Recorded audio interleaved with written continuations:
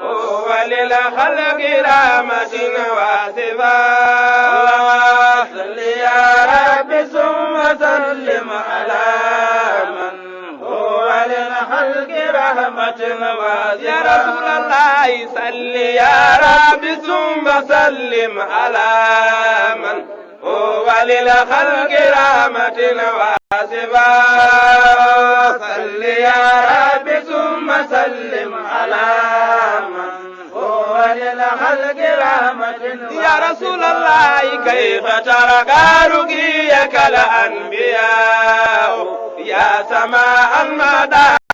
السلام عليكم ورحمة الله وبركاته. بسم الله الرحمن الرحيم. الحمد لله رب العالمين. اللهم صل وسلم وبارك على سيدنا ونبينا ومولانا محمد وعلى آله وصحبه أجمعين. ورضي الله تعالى عن شيخنا القطب المكتوم أحمد بن محمد يوكسال الله دوميغال يوون امن enen ñaago Allah moƴƴo o yo Allah waɗan en suturo mum yo Allah ndaardu en yitere o ndaarduno moƴƴuɓe makko yo Allah waɗen e weleede mum sabu barke nelaaɗo Allah sallallahu alayhi wa sallam sabu barke ceerno men cheikhana Ahmad Tidiane radiyallahu anhu e dendaangal almuɓɓe makko. aljuma hannde o eɗen udditi baafal mangal e baafal taarikh damal mangal e damal taarikh belɗo haalde belɗo haaltude holi on nabiyullahi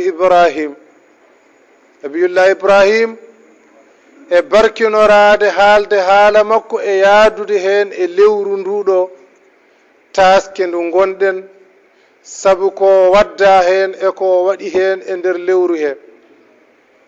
enen ñaago Allah yo Allah hokku en ɗe kootone silsil kootone ɗe tafanten Ibrahim yo Allah waɗɗe cakka jooɗka belka hettaade hatimmino en Ibrahim. hande noon puɗɗorteɗen e rogere Ibrahima ko peeñal makko e aduna e zamanuuji gadiiɗi gila duuɓi ujunnaaje 4 kanko Ibrahim o yi aduna ko wuro ene wiye Nasira e leydi mana Kildani to andira hande leydi Iraq. ɗon Ibrahim yi aduna e laamɗo kawrunoɗo e on saha mo ene wiye Namaruz mo ganduɗa laamu mum ene sañi candallagal mum ene satti mo ganduɗa toñange mum ene fakiti mo ganduɗa ene fawdiri dendagal leƴƴi candallagal e laamu timmugu. Ibrahima ko e on ɗon laamɗo yi aduna. kanko on ɗon laamɗo Namaruz ko laamu rinoɗo doole omo ɓattini wileɓe e wageɓe fiɓoɓe e haɓɓoɓe e waaloɓe ladde e waaloɓe nder ledde ɓe ene cakko ɓe ene ndewa ko wona Allah ɓe ene kabramo kabaruji wonde holno foti sañirde holno foti reggudirde laamu ngu woto ɓoccitademo. ɓen noon wileɓe e wageɓe e haɓɓoɓe e moccoɓe e tuttoɓe o nanni ɗumen leɗɗe o nanni ɗumen e leɗɗe munen jalti mbimo kalifa men ngol noon wonko min jii ko fewani tuggandema kalwa amen momin jalti hikka o faade e kalwa mo wuuri momin jogori nattoyde o ma cukalel jibina ɗo e nder wuro he ngel cukalel wonata sabu pirtogol laamuma. ngel cukalel de so tawi ngel yi aduna ngel wonata pirtogol laamuma. woɓɓe ɓe jalti mbi ko e nder hitande he kono ko e lewru kaza ngel cukalel mana ha joni toɓɓete kadi ngel wonata pirtugol laamuma. woɓɓe ɓe jalti mbi koye nder hitande he kono ko e nder yontere kaza lewru kaza yontere kaza ko en nden cugolel ngel toɓɓete ngel firtata laamuma. Namarusa nanirani haala ka jam, o nanirani haala ka deere, o naniri haala ka fitina, o naniri haala ka hollude ene sippira ene haɗa hoddiro Allah. Neɗɗo kala ko doole ma keewi, kala ko sembe ma mawni, a wawata hadde hoddiro Allah ngoyaade.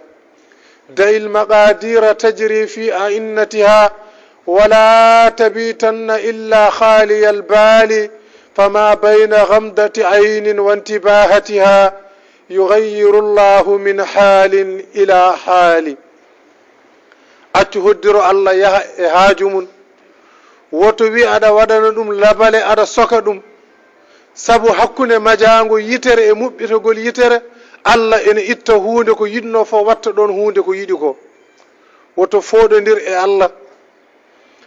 o rendiniɓe o wi tuggandema ñalawma kaza fay ñalawma kaza kala gorko yo yaltu wuro ngo. o faari ɓe porminaɗe ɓe jalti wuro. gorko fof yalti wuro woto ɓe jiidirde e rewɓe ɓe, woto oɗo ɓiɗɗo toɓɓede ha waktu moɓe mbi o ɓenna. ɓe payi ledde hay gorko goto heddaki e wuro he. laawol ngol kadi barama hay gorko goto artata wuro ngo. worɓe jiidirta e rewɓe ha waktu o gasa woto cukalel ngel toɓɓede he. o waɗi doole makko, o waɗi gandal makko, o waɗi mbawka makko, kono wawani hadde hoddiro Allah ngo siide. sabu so tawi a wi aɗa waɗa ɓalal aɗa baara hoddiro Allah, ma hoddiro Allah wontu ndiyam iwra ɗum less hela ɓalal ngal. sa wi aɗa waɗa mana aɗa haala hoddiro Allah, ma hoddiro Allah ngo wontu geel yo ɗum ɓenna. hoddiro Allah barotako, hoddiro Allah haɗotako, hoddiro Allah hay goto ala ko wawi e mun. ɓe jeehi kanko e konu mabɓe ɓe goni toon. woodi ko yiɗi nelde wuro ga, ala mo hooli e nelde so wona bamun Ibrahima Azar. on wonno batuɗo makko ɓurɗo wada.